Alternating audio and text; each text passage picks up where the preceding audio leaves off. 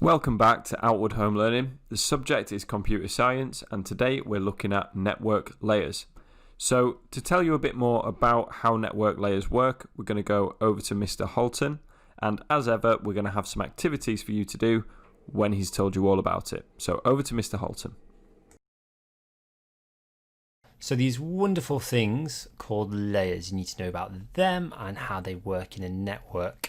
And the idea is this: you are probably now familiar with quite a few different network protocols, hopefully. If not, I will give you a few. So we've got HTTP used for web pages. We've got IMAP, which is used to synchronize emails from a server to your device.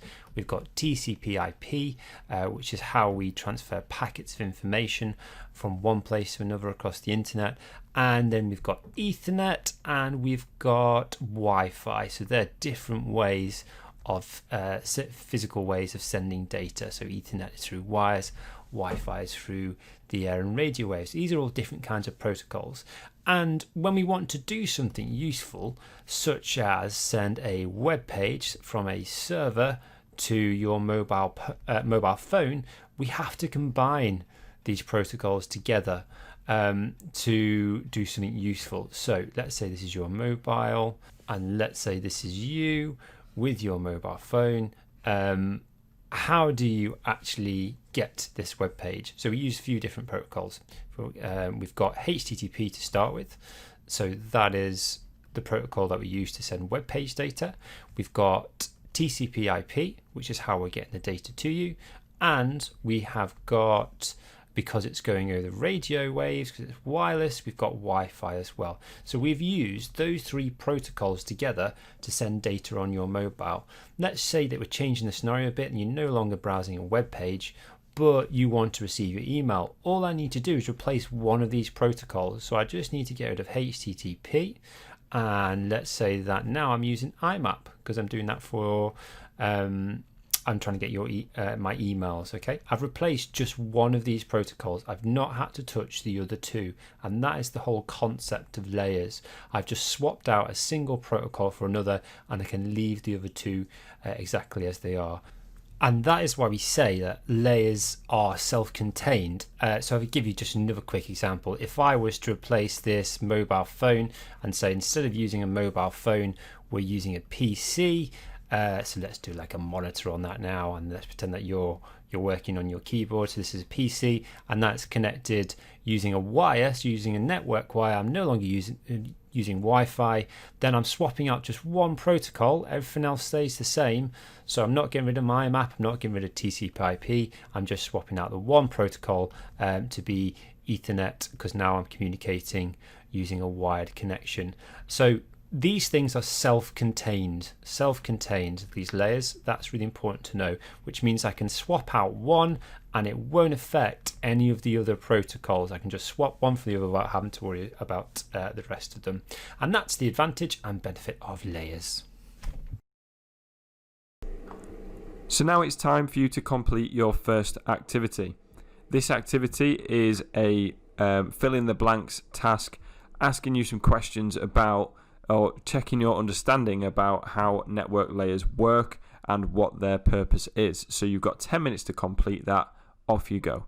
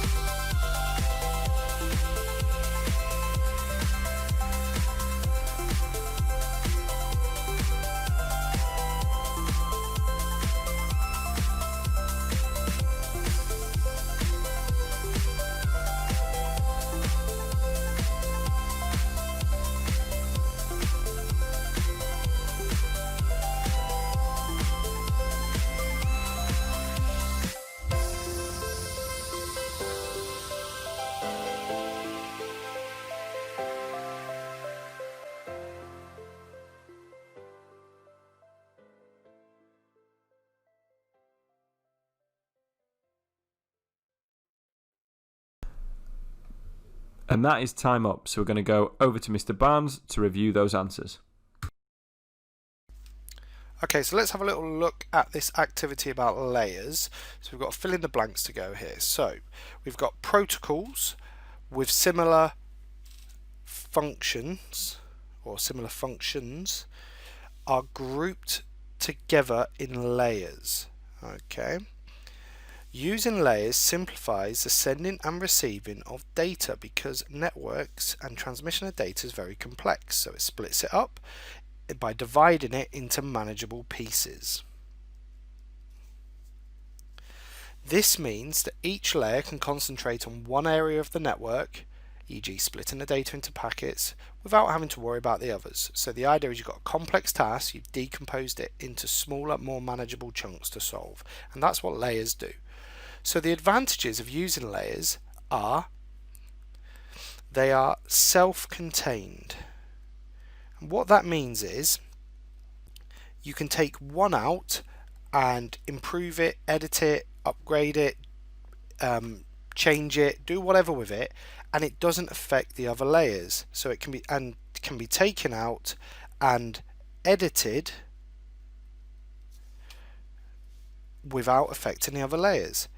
Each layer is separate and has its own role, which makes it easier to identify network problems as you can quickly narrow it down to a particular layer. So there is a specific role that each layer does. So if something stops working, you can identify what part stops working, and then you know exactly where the layer is.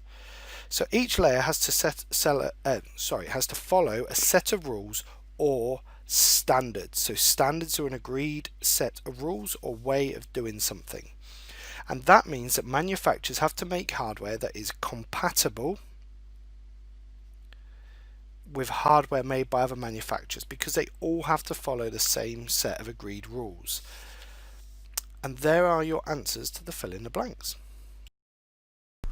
And finally, you've got an exam question or an exam style question.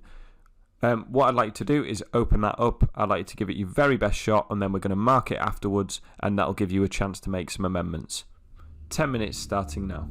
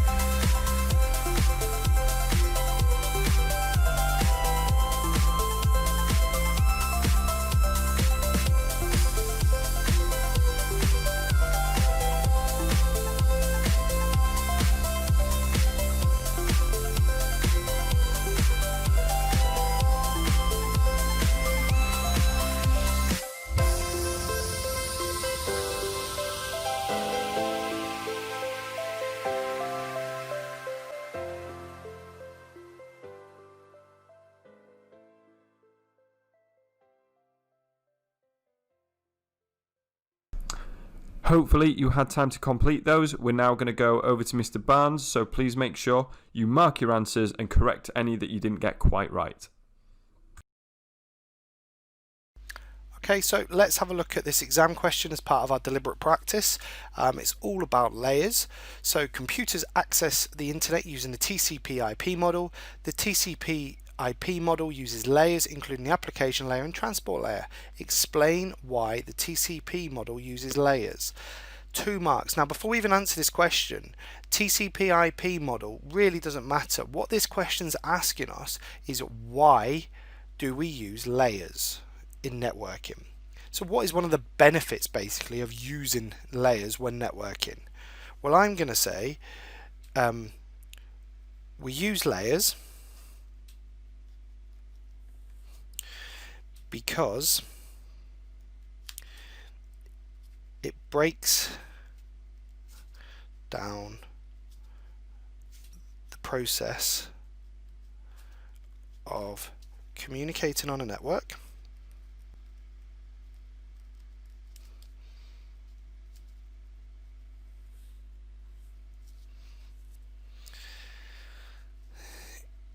into smaller pieces. This means each layer has its own role and doesn't need to worry about what the other layers do.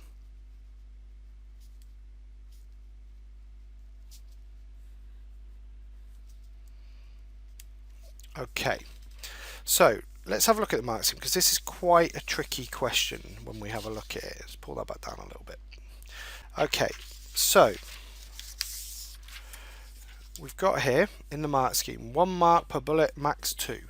So it says here, you could say a layer can be removed or changed without affecting other layers. Each layer has its own purpose, so it does not need to consider what the other layers do. And that means it can be programmed individually. And we've got some other different answers. We've got individual protocols that each smaller and simpler to manage. Different layers can interface with different hardware. So let's have a look at my answer. So I've said we use layers because it breaks down the process of communicating on a network into smaller pieces. Well, there's nothing really in there for the mark scheme. It's just almost, not needed. And I've got this means each layer has its own role. So each layer has its own purpose. So that's good for a mark. And it doesn't need to worry about what the other layers do. So it doesn't need to consider what the other layers do. So 2 marks. But obviously I could have said that you can remove or change layers without affecting other ones and the other answers that are there as well. The key thing here is in the mark scheme it clearly says do not award descriptions of what layers do.